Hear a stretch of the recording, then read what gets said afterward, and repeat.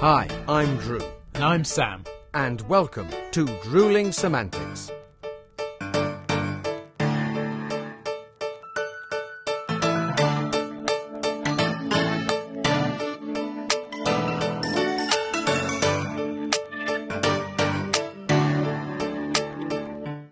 So, ladies and gentlemen, viewers, watchers, here we are once again. Sam Dunning and Drew Fettis together In person. for the very, very, very special Best of Us episode for season 10. It's the last episode of season 10. I know. What are we going to do? I know what we should do. Go on, what should we do? We should take a beer in Oh, the yeah, hand that's very true. and go, Cheers. cheers to you. Cheers, And everyone. Cheers to you, everyone. Lovely There we to are. see you. Fantastic. Yes, as Drew says, this is the Best of Us season 10. So all the highlights from all our episodes where we weren't joined by lovely guests. If you want to see those, go back to next week. That was our Best of Guests episode. Yeah. Go and check those out. Bloody brilliant. But yes, for now, it is just about the episodes that we did with just the two of us. And what a season it's been again. It's been fantastic. We've discussed so much stuff that, well, we've tried to cram an essence of us from season 10 into the Best of Us today. Yes, exactly. We're going to go through all our favourite moments, all some of the weirdest and most wonderful, some of the funniest. In fact, a lot of them are A lot funniest. are funny. And you know what? There may even be an opportunity for me to just take the piss just a little bit about how old you are, or about how short you are. Or, Really? Well, there's lots of other Really, things as well. that does surprise me. You know what, Sam? Let's not delay any longer. Oh, okay. Let us dive in to the Best of Sam and Drew, the Best of Us from season 10. Hello! Hey! We are back! Hello, mate. It's bloody good to see you. And you, Sam, at 2024, my friend, eh? Who Eh? would have thought back in, when was it, 2021 when we first started doing this? Who would have thought back then that Crikey. we'd still be going now? I mean, it was touch and go whether you'd still be going at all, but no, I'm not going to start the year with some negatives. Let's face it, mate, after a busy Christmas, Panto and Grotto, well, it's just about, we're lucky to be here anyway, aren't we? Let's face Barely it. standing, yes. Barely But, standing.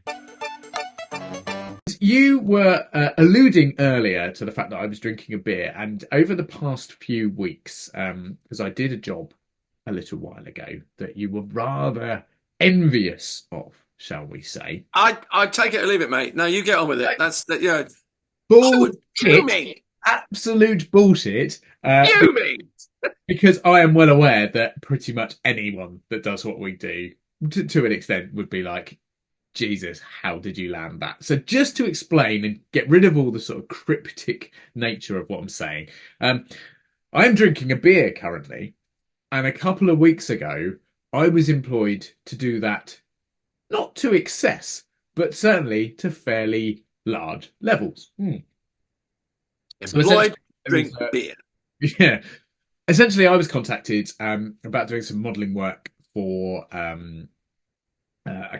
it's pretty much a county council, but they wanted to advertise their ale trail. So essentially, there is a collection of about 30 or 40 pubs in this area, and I'm not going to say where just yet because I'm not sure if that's part of my sort of like do not discuss agreements or Oh, your NDA kind of thing. my Yeah. NDA, yeah. So, but this small town/city it's quite famous for an ale trail where a lot of pubs have got together, and I think they're registered members of CAMRA, the Campaign for Real Ale, and things like that. And Yeah. essentially, you can go from one to the other, trying different ales and explore this city by the medium of pubs. And they needed some more advertising material for said ale trail. So I was contacted and asked, would I like to spend the day going from pub to pub drinking ale? So I thought about it for 2 or 3 milliseconds before snatching their hand off. Yeah, I mean, brilliant. These jobs don't come up all that often, but when they do, it certainly sees them with both hands. So yes, I spent a day, about 8 hours or so of filming and having photos taken, going from pub to pub, drinking beer. And part of when I spoke to the production team, I said, "Oh, like I'm going to have to drive up," and they're like, "Oh, don't worry, we've got you accommodation because Ah, as much as we're not suggesting you drink like a pint in every one of the 30 or 40 pubs because I'd be dead."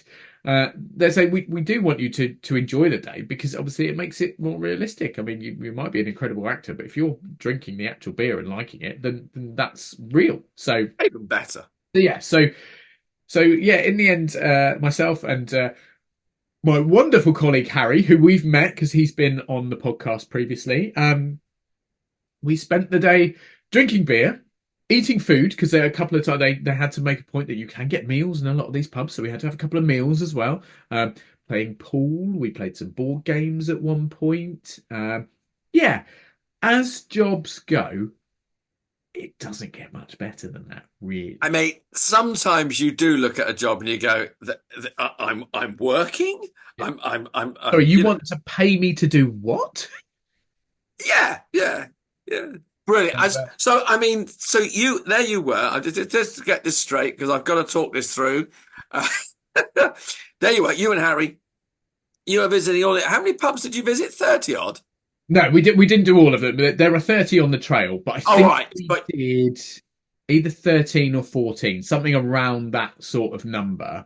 And throughout the day, because we sort of made it a not a game, but almost like an extra challenge that in every pub we went in, the ale we were drinking had to be different. So we had to have a different one in each. that was And my next question. in some we said that there was I can't name them at this point because obviously the media hasn't got out, but there was one where they did I can't remember what it's called, but where you get like 4 or 5 on a block and they're like thirds of, is it a flight of beer? Yeah. Yes. So I some don't know of what it's them there were multiples, some of them we tried, others, for example, and once I'm able to talk about it I will because it was stunning, but there's a particular pub, well it wasn't even a pub, it was sort of like a beer dispensary almost, but with a bar in it. And they did a whiskey infused ale. And right. it was stunning. It was dangerous because it tasted like a sweet beer. Yes. You couldn't really taste the whiskey. There was a little bit of a kick, but I think it was about 13% or something like that. It was certainly, it had a kick. And it was lovely, but dangerous because I could have kept drinking it and then I would have been on the floor. Yeah. Across the day, I think between we if we tried a new one, we both tried it. I think there were 22 different ales that we did across the day. Not 22 pints of, but certainly we sampled 22. Yeah. Yeah. I did a production of The Sea at drama school, and in that there's a dead body lies on the front of the stage around for an hour, first act, the action. And I said his plays had an effect on me as a young actor. They really did, but particularly in that production because I was the acting ASM, and I laid asleep. I laid on the stage at the front of the stage during the show, and yeah, I fell asleep. And at the end of the act, the curtain came down, and one of the other actors come on and had to kick me to wake me up. I went, "Go, Andrew, wake up!" You see. So yeah, I fell asleep in an Edward Bond play. On stage, so there you go. It's so nice to know, mate. Forgive me, Mr. Bond, but I was very tired. It's nice to know that your training wasn't wasted and that you wasn't wasted, mate. I can always get my head down to the first act of a play, you know. The other real life insert at the moment, which is in the news and was also a great piece of telly, is Mr. Bates versus the Post Office. Indeed, yes, I did think a great piece of television. Just, had it all been settled and had it been a sort of a historical look at what had happened, it would still have been a great story. Everyone would still be going, "Oh, I can't believe that bloody well happened." But the simple fact that it is still going on and has garnered so much public reaction. I mean, there was a very interesting Radio 4 documentary series about, and that's when I first heard it, and that was several months ago, if not a year ago. And I listened to that as I was driving in the car to a couple of events and stuff, and I was going, that's bizarre. But then the television series, recent series, has grabbed, it's gripped the imagination of the country, and no one, and we all like, we all like little man versus, the government or big bodies or what, and it is the government, and but I think it's an extraordinary story, and everyone is scratching their heads, and out of it has come a villain and a hero. So we've got, it's like a pantomime. It is like a bloody pantomime. Yeah. You've got a villain, you've got a hero. A villain has gone, held her hands up now, given back a CBE, and now they're all going, Mr. Bates, Alan Bates should be given a knighthood. And it's like, we've gone from one extreme to let's sort the problem out first. Well, yeah. But it just goes to show that a good story, well told, in that medium, it's garnered public opinion. It will change bits of law, bits of legislation, so that people can get cleared of these erroneous, convictions. That's all happened via, the medium of entertainment, television, and it was a campaigning piece, or it became a campaigning piece, as well as a bloody good story of gross misjustice. But also, I watched it and thoroughly enjoyed it, not because just because of the subject, but also there were some damn good actors in there, and some of them were playing against type. And it was like, this is really well done. This is not melodramatic. This is not overdone. It was a factual piece. It could almost been it was almost a drama documentary, but it was really well done. And I thought, well, I'm glad that it's brought that misjustice, injustice to light. But also, it was like, it's a bloody good piece of television. I mean, you couldn't go wrong if they'd have cocked it up, you'd have gone, well, what could you, how could you cock up a bloody good story like that with a bloody good script and some good actors? But it has gone on to show that, again, something taken from real life and well dramatized, it's achieved something positive, So I have a thought on this, and I admittedly I haven't watched the series yet. It's on my list of things. So busy over Christmas, the TV piles up, doesn't it? You record. Oh, catch up time, yeah. January's like, right, well, let's try and clear out the all the saved programs and all the stuff that I'm behind on, and it's very much on my list of things to watch. And not to put a negative spin on it, but I'm going to ask a question or make a point. It's fantastic that what looks like now is going to happen is everything will be put right.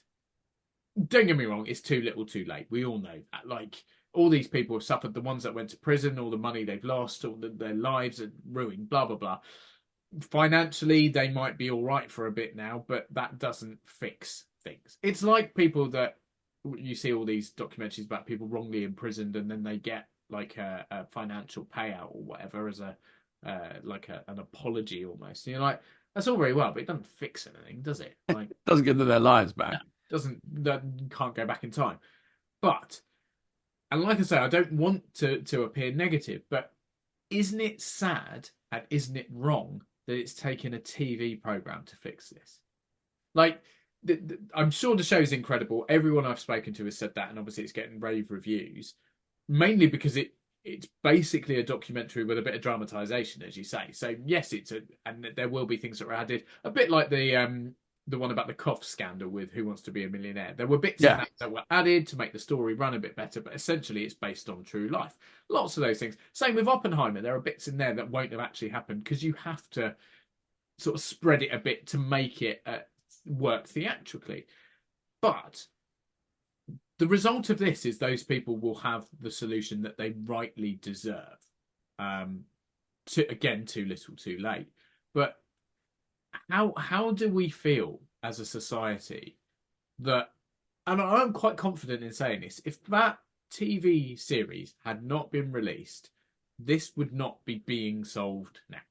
Like, the petition that was signed to remove, I don't know her name, and I don't think she deserves a mention even, but the woman who had a CBE that was head of the post office or whatever, she's now had to stand up and give back her CBE. The million people or million people plus that signed that petition to make her take her CBE away, how many people do you think would have signed that had this program not come out?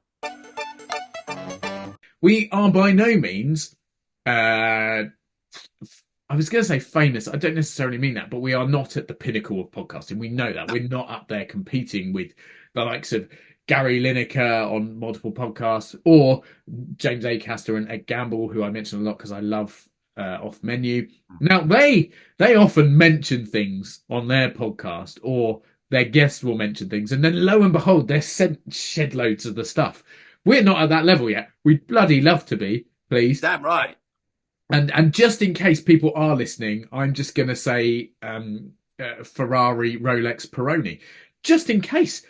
You never know. So there you go. There's some free advertising for three fairly small brands, I think. But they might send me something. It's a drop in the ocean to these people. Of course, drop in the ocean to them, mate. Yeah, and I'm more than happy to promote them every single week if they send me. Absolutely. If Maserati are listening, it's nothing. It's nothing to them, I mean, we've seen lots of strikes and industrial action recently, and a little while ago, the ENO said they were going to move from the English National Opera, moving from their home in London and moving to Manchester. Involved in that would be the renegotiating of their chorus and the orchestra. Now that they keep a large orchestra and a large chorus in place. They are pretty much permanent. However, what has happened and what has caused, I believe, strike action now has been voted for, that ENO are going to fire or end the contracts of the chorus and the orchestra and then rehire them. So far, so good. A la Mr. Weatherspoon. Yes. But the new contracts will be considerably up to 40% less, in money terms. So obviously the chorus and the musicians via the Musicians Union, they've all voted. I believe there was a 97% turnout to vote, and 100% of the people of really, that, 97% of the employees voted, and everyone voted for strike action, which is very strong. Yes, it doesn't get much stronger than 100%. No, I mean it's interesting because I can see from we support them as 100% support actors and all performers. Yes, but it is interesting to if you sort of nibble away at both sides of it. I mean, it's wrong that you sack people ostensibly and then rehire them for 40% less. Yeah, for financial gain. I mean, then again, you've got to say sometimes you have to cut your cloth. So maybe the ENO, well, we need to save some money, so that's why we're moving to Manchester. It's cheaper. But then you've got to say, well, if you're going to take these people with you, and those people that will stay under contract was, a 7-month contract is a lot of money and holds people together. But if they're going, they've got to relocate. Do they want to relocate if they've got families, children at school? So it's a conundrum, isn't it? I mean, I support action because I don't want to see any performer in whatever area end up with less money than they had last week, as it were. No, exactly. But you've also got to look at the financial side of what the ENO... Well, so I mean, there are lots of little things to look into there, and playing devil's advocate a bit. The reason they're going from London to Manchester, I would assume, is to save money. I don't know a great deal about this. You obviously know a bit more, but it's to save money because, on face value, it is cheaper to buy a property in Manchester than it is in London. I mean, I'm talking very broad terms here. Of course. Living costs are cheaper in Manchester than in London. Therefore, running costs of a production such as this, in theory, will be cheaper.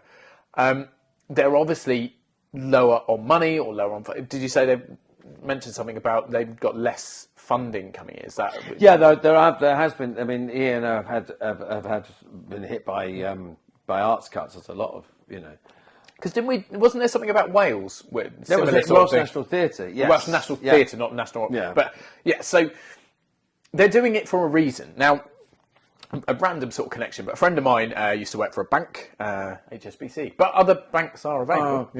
But I remember they were moving their offices, and I think he ended up moving from Hampshire to Yorkshire or something like that. But I think they were given the option of like a severance package, and also first refusal on going up there for a job, or they could just move up there. I don't think his wage changed, which is obviously something that's going to happen here Massively, yeah. But equally, like I think it meant uprooting, and so, and for a lot of people that's not possible, and for a lot of people that's difficult. But I guess a slight argument on the other side is yes, we'd be cutting the wages, but you'd be moving to a place that's a lot cheaper to live. So, is it like sort of relevant, or are the ratios sort of right? Again, I'm not saying it's right. I don't think it's right at all. I think that it's not the performer's fault. All I'm saying is if they are short of money and having to make adjustments, then there are reasons behind this. It shouldn't be on a performer or anyone in that position to go, well, I either take a massive pay cut or I'm unemployed. But these are contracted jobs, and it's not quite as straightforward. However, there were some wonderful moments of people sort of coming in, and children. The lovely thing is, children still like to believe, or still believe. And when I had hundreds of letters to Santa, children asking for presents and Christmas wishes and blah. And there was just occasionally when I was there was a little story involved of how the reindeer discovered the magic moss mine, and it's a lovely little magical moment. And there was moments where I looked, and I'm very close proximity to the children. You looked in their face and you go, actually, they are listening and believing this. And there were some very heartwarming moments of like that. And you think, if I just reach 1, 2 children or people during that, I've done my job. And there were more moments than that. I did a commercial test, and very often, for those who don't know, that sometimes an ad company will film little teasers as ideas, and these are you go along for a couple of days, shoot something, then it goes away to the ad agency. Sometimes you get offered the ad when you say, yeah, we like the guy that did, or the girl that did that, put them in it, and sometimes you never see it again, but you get to keep these little test ads on show reels and things. And I did one. Now, you might not know this, Sam, but one of my favorite snacks, probably my very favorite snack, are hula hoops. Other snacks are available, but I love hula hoops. And I did a test commercial quite a long while ago for a hula hoops advert. And there's a thing about you can put hula hoops on the tips of your fingers and eat them off. Yeah. And the idea is that I was playing Dr. Jekyll, who turned into Mr. Hyde, who had 2 extra hands. And the idea was, look, now I can eat even more hula hoops. And I come up behind the bench with 4 hands and hula hoops and eating. Now, quite apart from anything else, it was hysterical because there was myself under the desk. I drank the potion, sank down, rose up, and there was myself and another guy under the bench with holding his hand. So the 2 of us spent the entire day in quite an intimate situation. Well, yes. But I got to eat hula hoops all day long, and I loved it. Hula hoops, water, let's go again. And at the end of the day, I went into the car park, and the guy's packing up at the end of the day, said, do you like hula hoops? I said, yeah, I really do like hula hoops.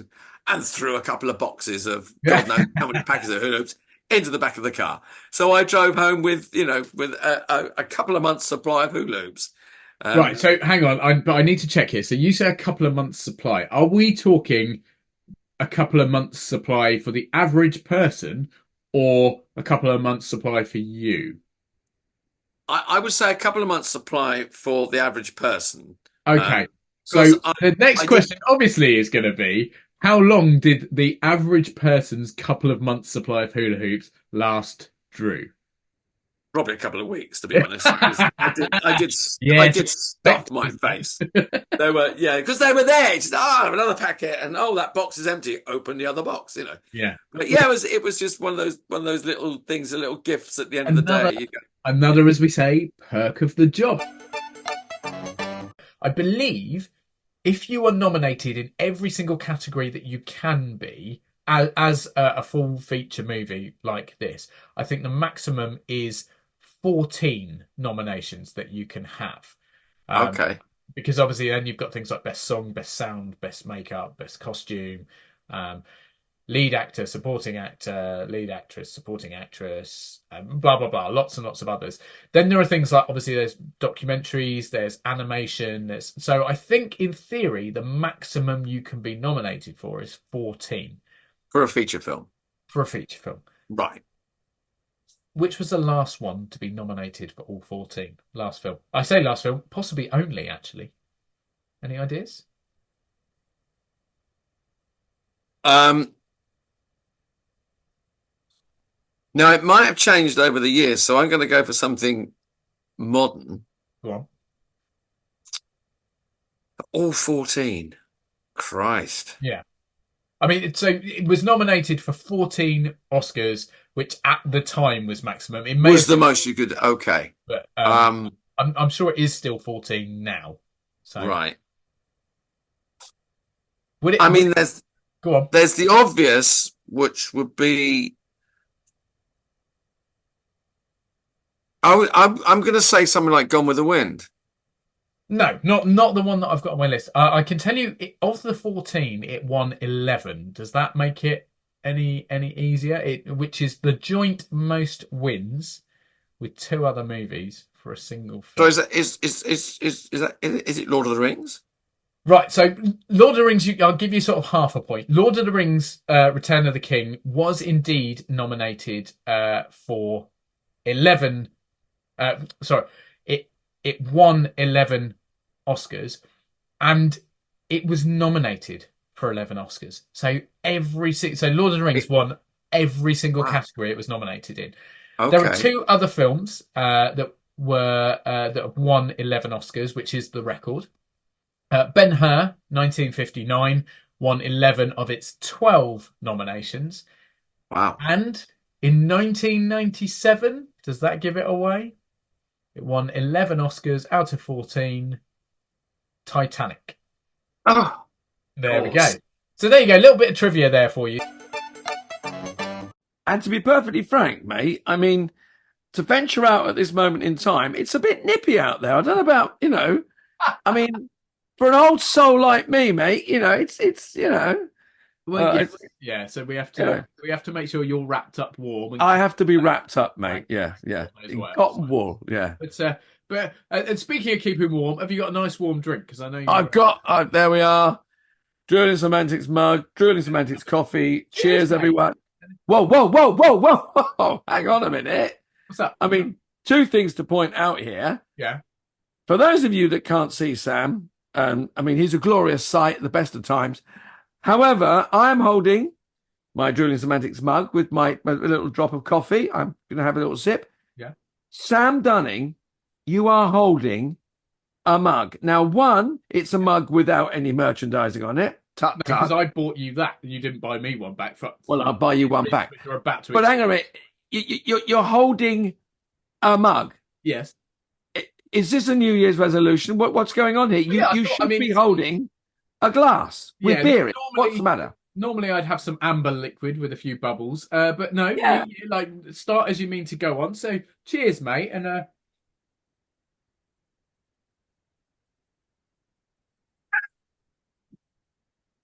Do you know what? I've got a horrible feeling. I know where this is going to go. Yeah. Just 1 second. That's better. And there it is. Go on, Drew, be honest. Did I really have you fooled? Did you genuinely think I wouldn't be on the beer? Seriously, Sam, not for 1 second. I mean, I'm not saying that you're predictable, but why would you break with something that we've done so often, every week, regular? It frames us. It is you.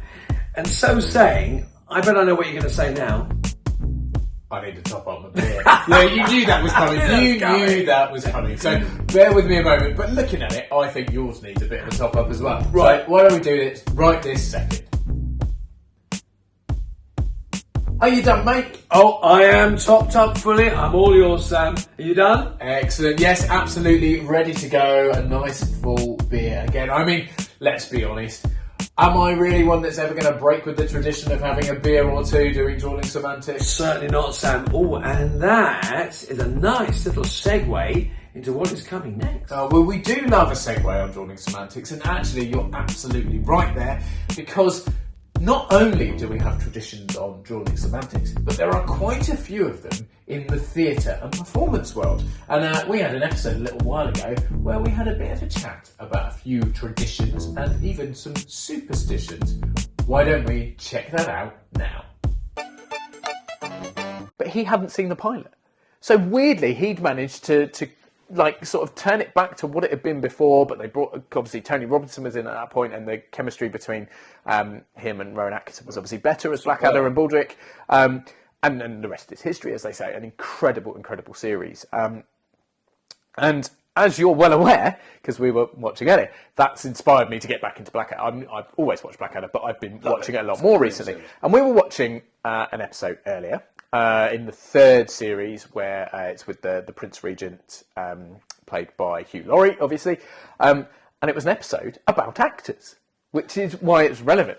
And the reason I've gone all the way around the houses and talked about tradition is because the actors had some superstitions and traditions regarding the Scottish play. Ah, I see where we're going. Yes, okay, and I'm with you now. Tradition. And I was the Scottish play, or for those who don't know what I'm talking about, is Macbeth, Shakespeare's Macbeth, but is only normally referred to by actors. Now, I always thought, and again, this is something that sort of discovered. I always thought, and I don't know where I got it from, whether from early in my career or from that actors never said Macbeth unless you were in the play referring to him. Everyone called it the Scottish play because it was bad luck, or it was jinxed, or cursed, or whatever, to call it by its full name. So everyone always called it the Scottish play. But you said earlier that it's only on stage, or that's what you were all I've always been told that we're sitting here now, and you can say Macbeth as much as you like, but I was always told you couldn't say Macbeth in a theatre, obviously unless you're in it, but because it's cursed. Yes. And then obviously there are things that you have to do to take the curse off yourself. Well, this is what we'd say. The actors earlier. Superstition. I can't. What's the name of the two chaps that play the actors? Can you remember? It's Hugh Paddick and Kenneth Connor. Brilliant, absolutely superb. But what happens is, obviously, Rowan Atkinson as Blackadder is winding him up, and he keeps saying the word Macbeth, which makes them panic, and they have to say some words, spin around, and then tweak each other's noses, and it's hot potato. Orchestra stalls, but we'll make amends. That's it. Yeah. Yeah. So hot potato, orchestra stalls, but we'll make amends. Tweak. Oh, and they get, and they're spinning around when they're doing that. But because we were watching, you said there were you had to do something, or there was something because you. What was it? I made the mistake of saying it with an old actor who's I'm terribly superstitious, old boy. And I was told that. Because I said it, and also there's another one, and we'll explain why in a bit, but it's considered bad luck to say Macbeth in a theatre, and also to whistle backstage, in the dressing room or whatever. So I was told, I said the word Macbeth, so I was told to go out the dressing room, turn around 3 times, spit, swear, knock on the door, and then they ask you to come back in. So I went outside, turned around 3 times, oh shit, spat, knocked on the door, come back in, and I was forgiven. That's fine. That's it. But that's sort of like to counteract or to fix the faux pas. Yeah. So it's because cursing is seen as okay here. Spitting and saliva, saliva is supposed to wash away the devil and wash away evil. So if someone spits 3 times, I know Jewish friends of mine is a spit that wards off the devil. And it's for someone to spit over your shoulder, keeps the devil off your shoulder or something. Oh, really? It's good, it's good luck. But why is Macbeth, or the Scottish play, sorry, why is it, is there a reason? Oh, wait. I know this. Now, one of the first productions, the leading man playing Macbeth was taken ill, and Shakespeare himself had to stand Shakespeare in. himself? Were you there? Were you watching? Oh, yeah, I was there. Yeah, me and Will. I just said, Will, but he took over. Sorry. But so Shakespeare performed in the Scottish play? In the Scottish play, yeah. But apparently a coven of witches cursed that production and all others because the incantations that the three witches are saying were actually real incantations, and they were offended that the actors on stage were using real witches' incantations, so they cursed the production. And then there's a vicious circle there somewhere, isn't there? And historically, lots of things have happened. I knew that there were a couple of productions where like multiple people died and got ill. And there was one in America. I think it was Macready and who's the big Garrick, the two, and they were in competing productions of Macbeth, and they had factions. They we love Garrick, we love Macready, and there were riots, and 20 people were killed in fighting amongst the audience members over who was a better leading man. Who was a better leading man? Wow. 2024 should be a big, big year for the industry. Really positive. And equally for us, we've got lots to come, exciting stuff. We're going to get out and about. We're just going to bring you all the stuff that you guys love and want to see. And deserve. Exactly. Yeah. Yes, the things that you've earned by being our fans, followers, listeners, watchers, downloaders, supporters, and mothers. Yeah, mothers, long-suffering mothers. Yeah, suffering mothers.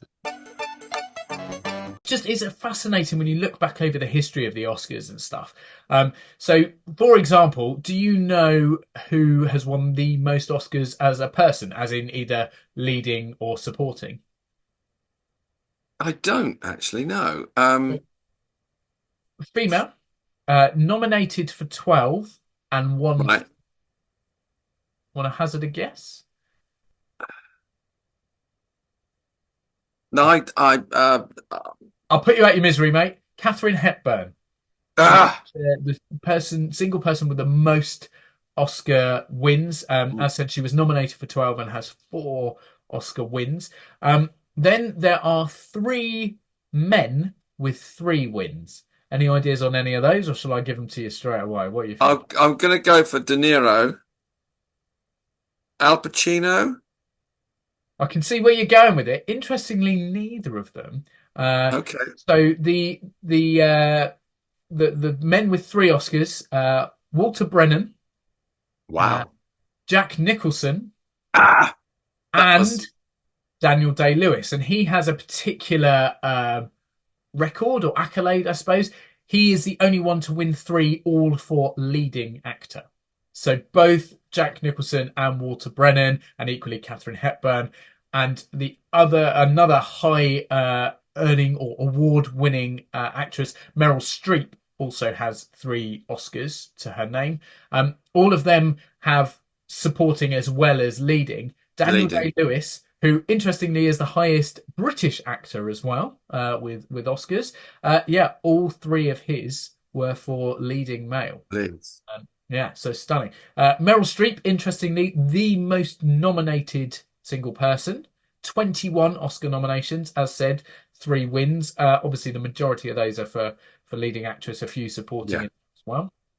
And then a couple of other mentions, just because I found them quite interesting. The most Oscar-winning British person, not necessarily actor, is John Barry, the composer, with 5 Oscars.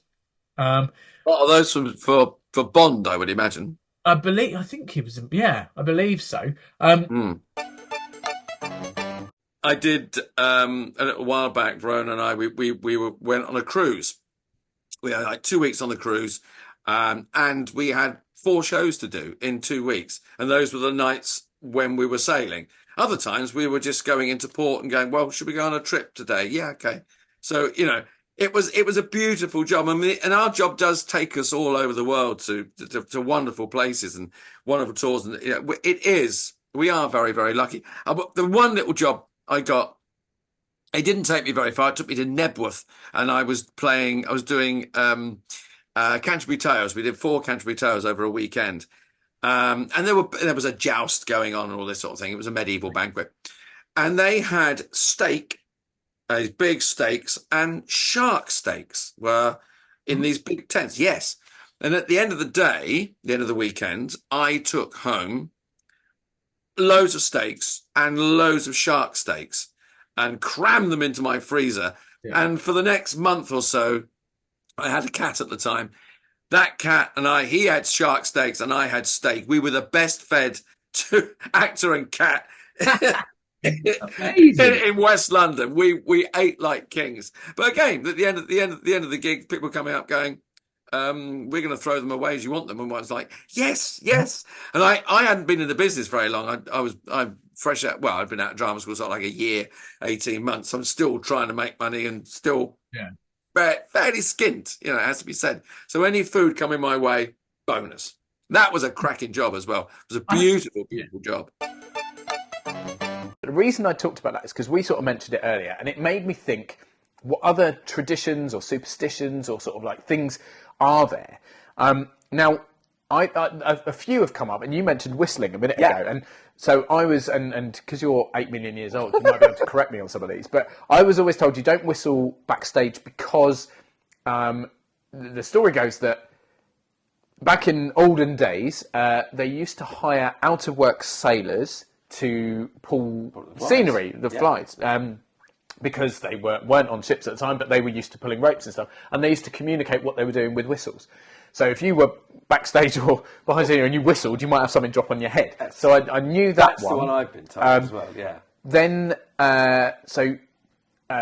tradition that probably everyone knows, or a superstition, break a leg. You don't say good luck on the day of a show or to a performer, you say break a leg. And now I read I've read a couple of things behind this actually, but the main one I read was because the wings or the flats or the bits at the side of the stage where I was going to say the actors hide, we don't hide, but where we wait to come on, are also referred to as a leg. So if you break a leg, i.e. if you get seen past it, you're making it onto stage, therefore, particularly for an understudy, but for any performer, you are making it to a performance. So break a leg was, I hope your show goes ahead and you make it onto the stage. Yeah. So that's now the one I heard, the one I originally heard is that old chair legs and table legs were used at the bottom of the curtains to weigh them down.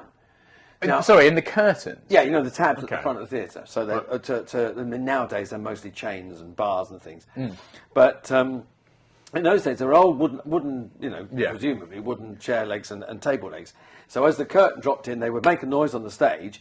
But the more times that the curtain was raised and dropped, there's more encores you got. More applause. Coming from more bows and stuff. Yeah. So the more times they hit the floor, you would hope to break it. A leg. Yeah. So break a leg was get lots of applause. So that's what I've heard. Interesting, because the reason I reacted when you said chair legs in the curtains was because I've read a couple of others which I thought were possibly folklore rather than, I thought the breaking a leg was being seen, and the others seemed a bit not far-fetched, but one was that audiences years and years ago used to enjoy a performance so much they would smash the chairs they were sat on the floor and take the legs and beat them on the floor as part of the applause, which it seems a bit mad, but who knows. And the other one was a sort of simplistic version, which was possibly again aimed more at understudies or whatever, but was that if you break your leg, it ends up in a cast. So by saying break a leg, you'll end up in a cast and then perform. So I think it's sort of convoluted, but but there are so many different reasonings and things like behind stuff like that. And the one that I don't know a great deal about, but there are always ghosts in theatres, particularly old theatres. There's something about, and again you'll probably know more, but there's something about leaving a light on for the ghosts. It's literally called a ghost light. Oh, it's literally called a ghost light. And there was during the Unwelcome Guest and lockdown, there were lots of pictures put on Facebook and lots of other social media platforms of pictures of ghost lights on stage. And the tradition is that the light never goes down in the theatre, so it's always alive. That's why you'll have heard us say, or maybe read, saying a theatre has gone dark. It means everything. That's gone off, switched off, it's dead. Which barely ever happens even when a theatre is not fully working, because you leave the light on so people can literally find their way around. But also it's called a ghost light because lots of theatres are haunted, and it's a nice little tradition. You leave the light because any new ghost will be able to find their way around the theatre. And then won't obviously penalise you or mess up the production because you've not been welcoming. You've welcomed it in. And then the final fascinating fact / piece of trivia for you. Could you name, and it's not a a trick question because it is absolutely true. But can you think of a person who might have more Oscars than anyone else, and by far more than anyone else? In fact, this person has 26 Oscars. 26. I have to say, 4 of them were honorary Oscars, not sort of like competitive ones, if that makes sense. And this Yeah. person also has been nominated to date 59 times for Oscars. Can you think who it might be? I'm gonna say Burt Bacharach. It's not Burt Bacharach. I like where you're going because you're thinking from a musical point of view. You can have Songs, musicals, yeah. so this person wasn't specifically involved in music, but more is probably one of the most famous names in the world. Does that give any more clues as to why? And don't think about their individual talents.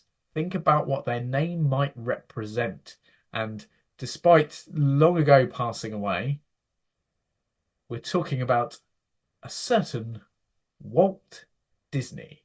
Ah, of course. There you go. So yeah, Walt Oh, Disney, 59 to date nominations, 26 Oscars. So and understandably so. I mean, when you're releasing yeah. the amount of movies over a career that he did and involved in them in such a way, of course, you're going to have a lot of wins. But there you go. So that's my little bit of trivia for you today, mate. A few Brilliant. facts in there. So, for example, I did a commercial many years ago for a blender brand. They said we need some testimonials, as they're known as, of people that Oh, yes. the blender, but we're sort of taking a shortcut. We're not going to hunt through the millions of actual customers who have gone out and bought one and then love it and send a nice review. What we're doing is we're selecting some people who we know have camera experience that are able to talk and sort of present. We're going to send them a blender, try it for a few weeks, and if you like it, we'll film you and talk about how much you like it. Great. So yeah, free blender. Lovely job. I have to say, I've never spent so much money on unique fruits and seeds and to put into make because they get a lot of the blenders come with like these recipe manuals. Yes. And I went through and I was like, well, that sounds intriguing. What the bloody hell is a flax seed? I've never heard of one. Right, I'll have to get a packet of them and like a honeydew melon. Well, I haven't bloody got one of those, have I? But I better buy one. So I went out and raided the local supermarket of all their rare exotic fruit and seeds and God knows what else. But yeah, another brilliant experience. And I came out at the end of it, having done a paid job, with a free blender as well. Great. It's intriguing. I've been talking to a few people recently about stuff and talking about how life is back to normal. Well, actually, I still think that theatres and the performance industry is still feeling the effects. There are still massive changes that have been made, and we're still, if it's possible to believe, still recovering really from the whole lockdowns and things like that, and all the changes that were made. But yeah, I mean, I think, as you say, that the theatres are. I mean, people are a little bit more willing to go out now, even though there is, there's a spending crisis or whatever. At Christmas, it's people go. This is the one time of year. If we can't, if we can't afford a holiday or we can't afford to do this, this is the one time of year when people go. Actually, we will celebrate. We will go to a panto. We will take the children to see Santa or whatever. And those experiences around Christmas, those events, are still very special. Mm. And I think people are even more willing now, because you said the unwelcome guest, it isn't raising its ugly head quite so much. Yeah. But I mean, even during a cost of living crisis, people are still. But I do see theatres, and I know we did as a production company, we looked at the cost of things and going, okay, we have to keep pace with things, but we've also got to take people's spending power or lack of into consideration. And I think a lot of theatres, a lot of venues were very good at that this year, going, okay, we're not going to do this. It's that flexibility, isn't it? It's they raised their production standards. I saw a lot more, a couple of years ago, there were a lot less people on stage because of obviously, budget and the production standards have risen themselves up, and now people are able to charge a little bit more for the tickets to cope with that. Yeah. But it just goes to show, how important this time of year and the productions and the events that take place are to people. And and on a slight side note, I also want to praise people's generosity. So as I said, obviously I was in Panto this year at the fantastic Barrington Theatre. Wonderful time. Jack and the Beanstalk, playing the villain as always. I don't know what it is about how I look, but people think I have no idea, mate. Yeah, no idea. No idea. It's my go-to, obviously. But yeah, so I had a fantastic season. So thank you to the Barrington Theatre and Voulez-Vous Productions. It was just wonderful, wonderful Christmas. And congrats to everyone, all the cast. So Kev, Mia, Ashley, Tyler, Rachel backstage, and then Taya and Danny on Lion Sound. Just everyone there who was absolutely brilliant. But the reason I wanted to sort of mention that is because you're talking, obviously, there's some serious financial issues going on across the country right now. Lots of people struggling. But I wanted to praise people's generosity. So we were raising money for charity, as well as obviously putting the shows on, as you do. And we'd go out, and after every show, the entire cast went out the front to talk to people, to have pictures, to sign autographs if they wanted them. But we also had buckets there for charity. And the generosity of people, and I think obviously the Christmas spirit does come into play, but I think people are very aware everyone is struggling, or nearly everyone is struggling, and people are having to tighten up things, but they were still willing to give to those less fortunate. So a huge thank you to people in general for understanding that no matter how hard things are, there are those worse off that need support. And There's always someone worse off. Christmas always helps to show that, and always kind of proves that point. But yeah, it was lovely to see, and we raised some really good money for charity. So yeah, well done. Brilliant Christmas run. I'm going to do a terrible thing, and I'm going to name drop here. Go on. I might have said this once before, but I had the privilege of meeting the late great Jack Wilde. Yes. And we had Claire on a little while ago, who was married to Jack. And I was once invited over to have tea with him one afternoon. Claire and I had been working together. And I went upstairs to go to the loo. And then just hanging outside the loo was Jack's Oscar nomination. And it was so sort of, it's up there with holiday photographs and stuff like that. There was nothing, it was just hanging there, and I just sort of walked past and went, oh my God, there's an Oscar nomination. It's not an Oscar, but it'll do me, So yeah, little name drop to the late, wonderful Jack Wilde. But that moment of passing his Oscar nomination was quite like, oh shit. Oh, that looks good, doesn't it? Yeah. What a claim to fame. But I mean, there you go. Yeah. It's an intriguing world to be part of. The politics go without saying, but actually, if you win an Oscar, you've got to be damn good, or to be nominated, you've got to be damn good. Yeah, you have.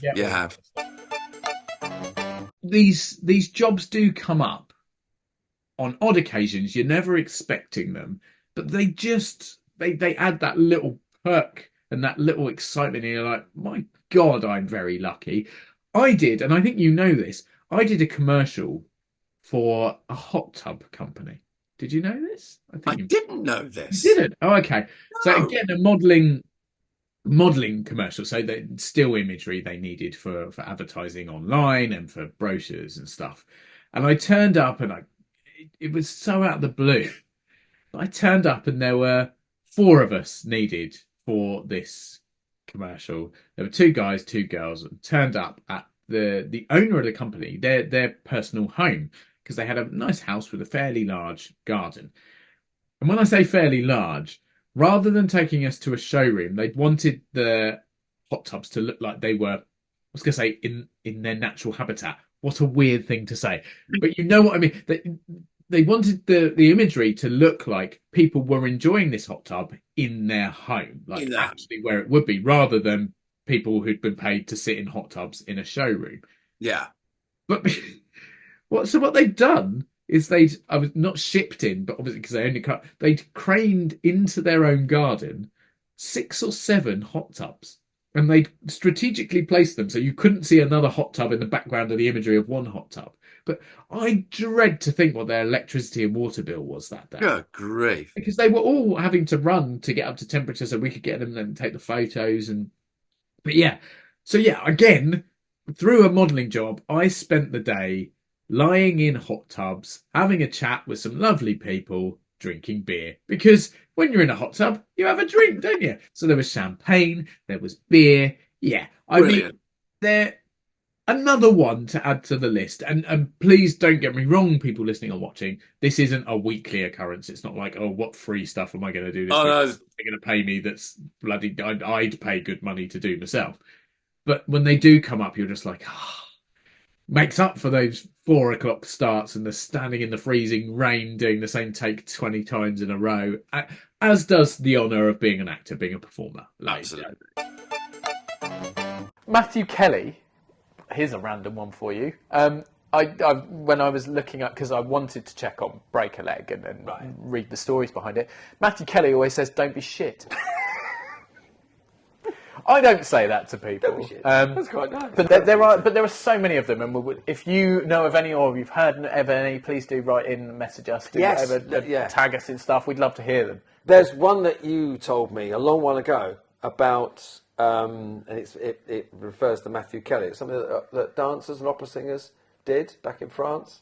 Oh, Fred! Right, okay. This one. We'll finish up with this. Because we've been rabbiting. We have. Right, good, so good. I did a couple of plays a few years ago with an incredibly versatile and diverse cast. One of the lead performers was a lovely lady called Helene, I think it's pronounced, from France. And she, before every show, she would get us in a huddle, all the cast, arms around each other, and then you drop your arms down and you pat each other on the backside. So the two people would pat on the backside 3 times and go, "Merde, merde, merde." Or for anyone that isn't aware, shit, shit, shit in French.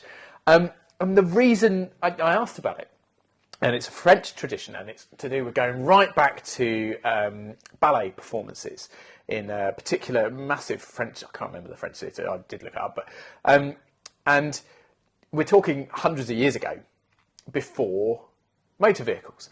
So people coming to watch the ballet would turn up horse and cart.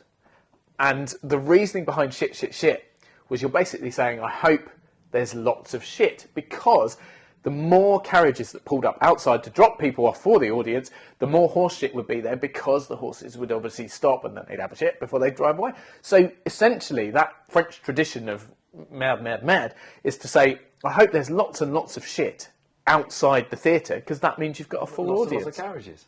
Brilliant. There you go. I love that. So, I love that.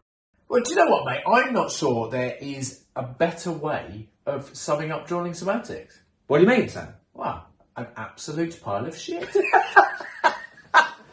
No. I am, of course, joking, but what a fabulous clip to end on. A true kind of look into the history of tradition, and equally one to make us all smile. So thanks to Matthew Kelly as well for just being very funny. Yeah, thank you, Mr. Kelly. But Sam, it has been a great season, hasn't it? I mean, what have we had? We've had some tremendous guests. You and I have had some fantastic conversations and debates. Mm-hmm. We had guests come back and give us questions, which you've seen clips of. Brilliant. Put us certainly in the spotlight at that point, and I think we rose to the challenge there. And of course, things can only get better, can't they? Well, this is it.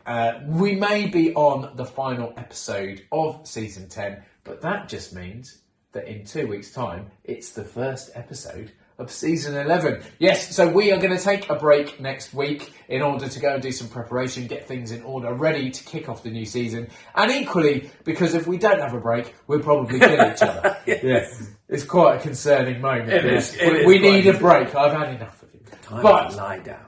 What we do need to say right now is another enormous thank you to each and every one of you for tuning in, all our listeners, all our viewers, our subscribers, all our followers, all our fans. Thank you so much, everyone. We say it a lot, but we genuinely mean it. Without all of you, we couldn't do this. There'd be no point for a start, because no one wants to do a podcast if no one's listening. True. but equally, the support that comes in, the comments, the questions, the suggestions, all of that enables us to keep going and to create more content for you. So on that note, if you have any more, send it in. Any questions, any comments, people you want to see on the show, things you want us to discuss, things that you've heard about that you want us to look into and to clarify, things that you've always wondered about the industry, anything like that, just reach out. Get in touch, because we are, as Sam says, we are always here for you, for us. And the more of that comes in, the better it is for us. We do enjoy hearing from you all, so keep all those comments coming as well, please. Please do. Yeah, so a final thing, in true Drewling Samantics tradition and style. Cheers to everyone listening and watching. Cheers to you, Drew, mate. Cheers, Sam. What a fabulous season 10 it was. We look forward to seeing you in season 11. Take care now. Cheers. Bye-bye.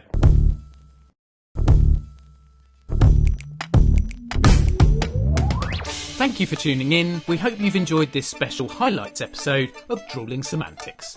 If you have, then make sure you go and watch all our previous episodes in full for even more fun and interesting content. Please consider subscribing to our channel too, and you'll get notified every time a new video is released.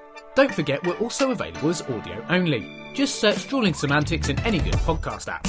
And we'd love your support on social media as well. We're on Facebook, Instagram and Twitter, and all our links and handles are on screen now. We love welcoming new followers and subscribers, so please share with your family and friends, and we'll be eternally grateful. Stay safe, and we'll see you next time.